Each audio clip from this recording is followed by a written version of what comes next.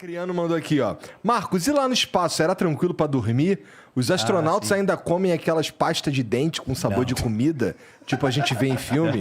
Observação, o Igor tá com curativo porque ele fez um foguete pra provar que a Terra é plana. Mas deu errado. Como é que é pra dormir lá, cara? Não, dormir é confortável, embora, como é que eu vou dizer assim?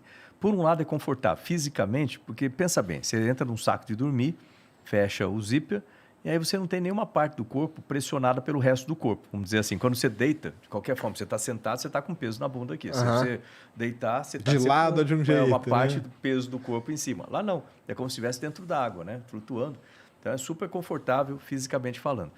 Por outro lado, a parte, como é que eu vou chamar? Psicológica, não seria bem isso a questão, mas você está tanta coisa para fazer que a cabeça está a mil. Então, demora para você desligar. E vamos combinar, tu tá no espaço, irmão. Tu vai dormir. Porra, vai ter que dormir, cara, porque você vai ter que trabalhar pra Meu irmão, mas tu tá no espaço. Dá pra tu olhar da janela e tu vê 16 pôr do sol e 16 nascendo do sol. Tu vai dormir? Não vai dormir, cara. Mas é isso que eu ia falar, justamente. Porque você passa o dia todo trabalhando, uma coisa aqui, monta isso, desmonta aquilo. E aí, não tem que arrumar aquilo lá. Então, você não consegue olhar para a janela, você não consegue parar durante o dia, ou durante o momento de trabalho. Quando você deita ali naquele saco de dormir, eu botei o meu, eu tinha uma janela aqui assim, e eu estava, imagina, isso aqui é a estação espacial, tinha o módulo de adaptação russo, ele fica assim de lado, 90 graus, que é o nariz da estação espacial, esse módulo está aqui. E a minha janelinha era aqui, ó. Então, eu via o costado da estação espacial e a Terra aqui do lado de cá. Porra, que vista foda, É uma hein, cara? vista... Eu via quando a gente entrava na noite, né? Você entra a 28 mil quilômetros, entra na noite. Aí você vê lá assim? na Terra... entra demais. Você está a 28 mil quilômetros, você entra na noite. Aí você vê assim na Terra... tipo, as luzes das cidades, dá para você saber Caralho, se que você vê o maneiro. terminador que a gente fala, né? o terminador. Que legal, aí. isso deve aí ser demais. Aí você vê se a luz, se a cidade tem luz antiga, tipo sódio, meio amarelado, se é luz nova, LED. Você vê o formato das cidades, você vê lugares que não tem cidades, oceanos ou florestas. Você passou etc. sobre o Brasil algumas vezes? Muitas vezes. É? Muitas. E aí? Demora 3 minutos e meio para cruzar o Brasil na diagonal, assim, né? Reconheceu? Cara, isso você deve vê ser uma muita sensação coisa. muito foda. E aí, quando Deve ser você muito vê foda. à noite também, você tem muito meteoro, né? Sim. Então, você vê eles que legal. entrando, aí você fala, pô, passou no meu nível já. Outra coisa, tempestade, visto de cima. As você nuvens vê brilhando. o relâmpago, um raio, assim, aí você vê como se fosse uma teia de aranha, assim, né? É um negócio que maneiro. impressionante. E a pergunta que todo mundo faz, vê estrela? Vê Né? assim, ó. Você está aqui, na área da noite, certo? Quando entra numa parte escura, primeiro você tem que apagar tudo dentro da estação, cobrir para você poder focar do lado de fora, senão fica reflexo na janela, você não vai enxergar nada. Aí você bota uma toalha, alguma coisa assim. E lembrar que a janela é pequenininha também, não é um janelão. Assim. Hoje em dia tem lá tem a cúpula. Pô, isso, deve que ser é outra coisa, sensacional, né? E aí você consegue ver. Se a lua não tiver no visual, porque quando a lua está no visual, ela é muito clara. Toma ela conta de cobre tudo. Então, se tiver muita claridade na Terra, então as estrelas ficam muito pouco...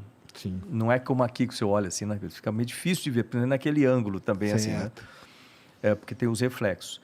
Aí, você está lá na parte escura, noite. Aí depois você começa a ver, assim, um tipo de como se fosse um arco-íris de cor diferente. Preto, vermelho, amarelado, assim, começa a formar no horizonte, né? Da Terra, no costado, assim. Aí você vai vendo aquilo, vai aumentando de largura, aí no meio aparece o Sol, né? Que é de que cor? Aí você, chega... Só que você não... tecnicamente é branco, né? Só que você não pode ficar olhando para ele, porque aquela janela não tem proteção de ultravioleta. Se você olhar, você queima a retina. Então, você para de olhar naquela hora que você começa e para. E aí você entra do lado do dia, né? Passa o terminador do lado do dia agora. Aí no dia, cara, você vê... Lembrando o seguinte, né? Deixa eu... Pô, tem uma caneta aí? Vou fazer um desenho aqui. Fazer um desenho aqui que fica mais fácil um desenho. Lembra assim, né? Aqui está... Depois eu mostro para vocês. Pô, tá Aqui, Deu certo? Não? Aqui está a Terra. certo? Equador, né? Você está em órbita, assim, 51 graus com relação ao Equador, certo? É mais ou menos isso aqui, né? Na Terra, Tá. Equador, você está em órbita aqui, 51 graus com relação ao Equador. Então, aqui você tem uns, né, sei lá, América do Norte aqui, América do Sul, aí lá África e etc. Então, imagina que você está subindo aqui, né? Está subindo, Paraná. Você não chega no polo, né? Quando você está quase chegando lá, você começa a baixar do outro lado. E aí você, à medida que você deu uma volta, fez uma órbita, a Terra girou 1h30, vamos dizer assim. E aí quando você vem aqui, você passa em uma outra órbita. Você defasa, né?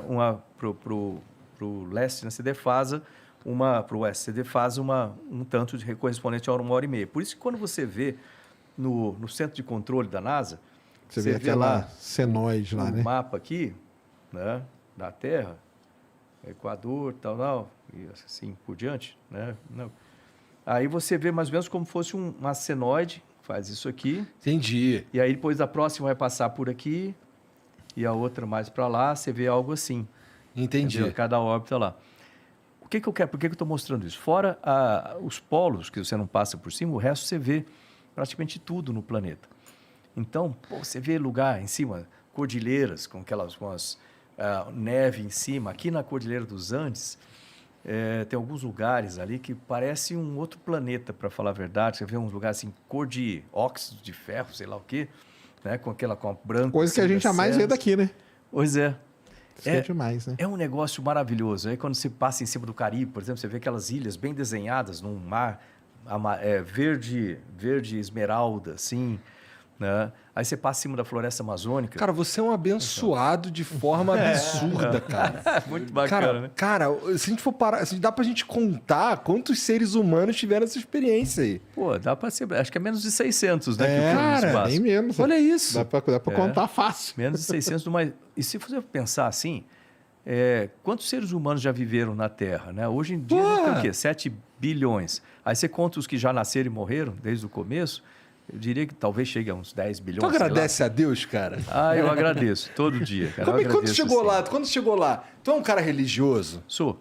Quando tu chegou lá, reforçou tua fé ou deu uma enfraquecida nela? Reforça, mas reforça sim. Deixa eu colocar isso de uma maneira que eu acredito em Deus, eu acredito nas coisas boas, você fazer coisas boas. Eu vivo falando, eu tenho uma live que eu faço todo dia de manhã, chama Diário de Bordo. Legal. E aí eu costumo sempre falar assim, olha, plante coisas boas, você colhe coisas boas. Meu pai me falava isso. Meu pai era muito simples, assim, ele falava assim, olha, se você quiser, parece simples quando fala isso, mas você pensar, tem uma... Se você quiser colher limão, você planta limão. Sim. Se você quiser colher laranja, você planta laranja.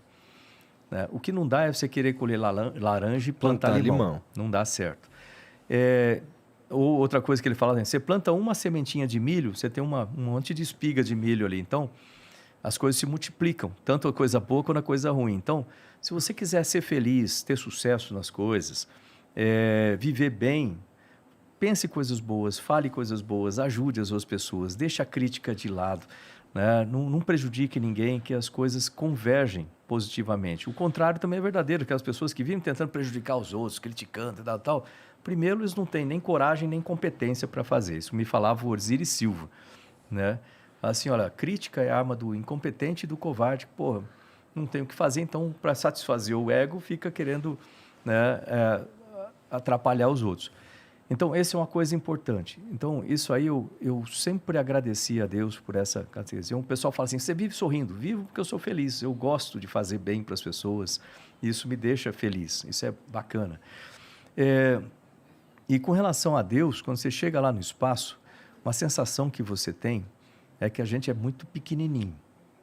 Isso muda a maneira como a gente encara a vida a partir dali. Você fala, pô, eu sou insignificante. Realmente, cada um de nós do ponto de vista comparativo, é menor que uma bactéria em cima da mesa aqui, né? Então, isso é muito legal. Tanto que quando eu voltei de lá, eu fui pensando muito pragmaticamente e eu voltei pensando muito com as pessoas, né? Eu criei uma fundação, tem a Fundação Astropontes, que é justamente para motivar a ciência e tecnologia para a educação, pensar nas crianças, assim por diante. Agora, insignificante cada um de nós em relação à Terra, sem dúvida. Mas se você pensar na Terra em relação ao universo, lembra daquele negócio do Carl Sagan? Isso, pálido ponto azul, pálido né? ponto azul, the pale blue dot, né? A Terra em cima dos anéis lá de Saturno. É bacana o que ele fala naquilo lá, porque tem esse sentido. A Terra em relação ao universo também é insignificante. Mas agora pensa matematicamente. Se a Terra desaparecer do universo, o universo com a Terra, insignificante, é diferente do universo sem a Terra. Matematicamente é. Se um de nós, embora insignificante, desaparecer, o universo com a gente é diferente do universo sem um de nós. O que isso quer dizer? A gente faz parte da mesma coisa. Nós somos a mesma coisa. E se nós somos a mesma coisa, aí volta aquela coisa no meu pai, por isso que eu falei primeiro, é a chamada regra de ouro. Trate as pessoas do jeito que você quiser ser tratado. Por quê? Se nós somos a mesma coisa, se eu fizer mal para você, eu estou fazendo mal para uma parte de mim. Porque nós somos a mesma coisa. Nós a mesma coisa. Se eu fizer bem para você, estou fazendo bem para uma parte de mim. Aí faz tudo o que eu falei antes, igual o Steve Jobs fala, conecta os pontos atrás. Isso aí. Então, funciona assim. Então, eu acredito em Deus, mas não é que Deus fica lá em cima jogando raio em alguém que faz alguma coisa errada, completamente diferente. Eu acredito num Deus que está dentro de cada um de nós, que é tudo que existiu, é tudo que existe e é tudo que existirá, e a gente é parte disso. Se a pessoa não quiser falar em Deus, pode falar de universo que funciona da mesma forma. Por isso que eu acho que a gente é a parte de tudo isso. Não é exatamente um teologismo, talvez um teosofismo, mas funciona mais ou menos desse jeito.